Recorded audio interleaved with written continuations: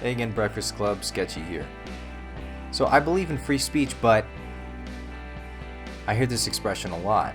The idea that free speech is great and all, and it should be protected, but there are some abridgments or some exceptions to this. Primarily around the idea of hate speech. Now, what the fuck is hate speech? Hold on a second. Before I get into that, I want to point out that my previous videos on the Breakfast Club have primarily been oriented around the idea of open discourse, seeing the perspectives of other people. The reason I'm going to come down so hard-edged on this issue is because I don't see any way that we can have open dialogue and open discourse and use each other's perspectives, different though they are, to our advantage, to see the same issue at different angles and discover things we might not have otherwise with our limited perspectives. We can't do that if there are certain things that we just can't talk about. The entire idea of discourse falls apart if we have no voice. So, likewise, if we remove the voice of somebody else, we are not just silencing that person, we're covering the ears of everybody that would have heard what they were saying, and we're attempting to think for them. That type of censorship I can see no space for in any kind of progressive society whatsoever. So there are a lot of people that are my ideological adversaries, you could say, where I think most people agree on, say, 90-95% of issues. And that 5% is where we get stuck. Now, of that 5%, this little issue, you could say, this one specific issue, I'm not willing to give any ground on. The idea that you could silence somebody else that you don't like so that I don't have to hear them and potentially be harmed. I just have to say, go fuck yourself. I would rather think for myself, thank you very much. And if I find what that person is saying is vile and disgusting, I want the right to be able to tell them that and explain my position. Tell them how disgusting that shit is. Now, hate speech is kind of a contentious issue, and one of the reasons for that is because it's kind of hard to define. For example, if I'm going to tell one of my gay friends, "Hey, what the fuck is up, faggot?"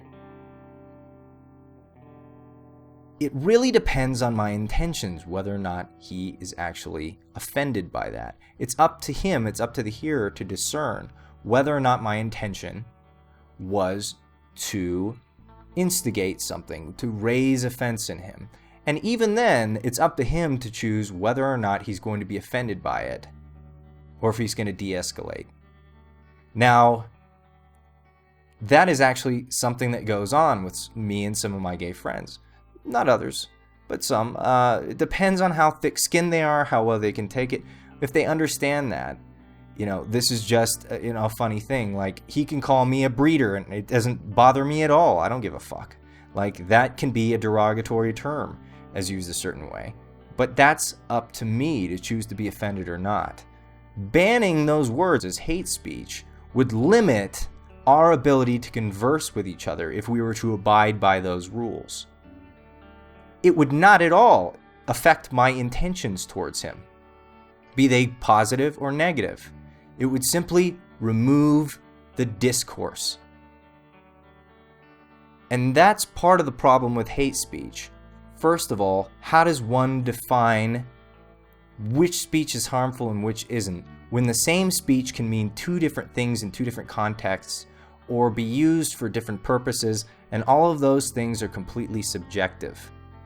How can a third-party observer tell what the intentions of the speaker are, or what the reaction of the listener will be? So, you really haven't solved anything. You've merely blinded yourself to part of the discourse that would naturally occur, with or without your input. Why free speech needs to include hate speech and intentionally offensive speech is precisely because it is so subjective. If the third party is unable to grasp what is what, really all you're doing is arming censorious people who would limit the dialogue for their own purposes, with the tools to do so easily, and have it be accepted by a large part by the mainstream. It's already been used as a bludgeon in many countries around the world to say, well, you can't talk about this group at all. You can't do this, you can't do that. In my view, that is infantilizing the people that you're trying to protect. You're saying they are so weak and incapable of dealing with this type of criticism or harsh speech that they really need to be protected from even hearing that. There was a case in Skokie, which is a suburb of Chicago in the late 70s, 76, 77, where there was a very high proportion of Holocaust survivors, primarily Jewish, in this suburb. They all kind of congregated together. The problem came in when the neo-Nazis came and started marching in Skokie. You can see how that would be a really contentious issue for the people of Skokie, especially those 1 in 6 that had actually lived through death camps. Seeing these neo-Nazi representatives of the thing that had so oppressed them right at their front doorstep, in this place that they thought was safe from these vile thinking people. Now, the ACLU actually came down on the side of the neo-Nazis. Why do you think that is? Is the ACLU such an evil group? I mean, they fought for civil rights for gays, for all kinds of marginalized groups. Why would they come down on the side of the Nazis? Well, it's simple. Free speech is a very slippery slope. Once you start to lose it, it kind of starts an avalanche, and this has been shown throughout history. It's very hard to gain back rights that you've lost once you've lost them. It's much easier to hold the fort and keep that ground in the first place. So the idea was, these people, vile though their ideals are, should be allowed to say their piece. As long as they're not violating any other laws, instigating violence, specifically in clear and credible ways against people, they should be allowed to do their rallies. Now, before you say, hey, well that's bullshit, these fucking evil people shouldn't be able to do that, there's a book on it called When the Nazis Came to Skokie.